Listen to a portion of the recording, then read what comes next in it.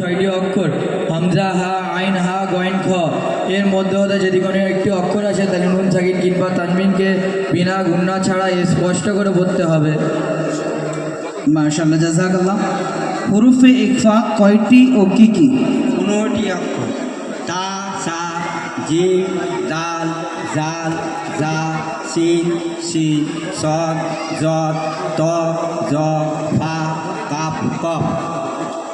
মাশাআল্লাহ, জাযাকাল্লাহ। আগে হুরুফে মাদ কয়টি ও কি কি? হুরুফের মাদ তিনটি, মধ্যে মুত্তাসিল, মধ্যে মুনফাসিল, মধ্যে লাজিম।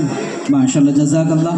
মধ্যে মুত্তাসিল কাকে বলে? আগে মধ্যে মুত্তাসিল হুরুফে মধ্যে পর হামজা একই শব্দ হলে মধ্যে মুত্তাসিল হবে, এর পরিমাণ 4 আলিফ টান দিয়ে পড়তে হবে। মাশাআল্লাহ, জাযাকাল্লাহ।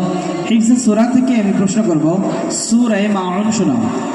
আউযু বিল্লাহি মিনাশ শাইতানির রাজীম।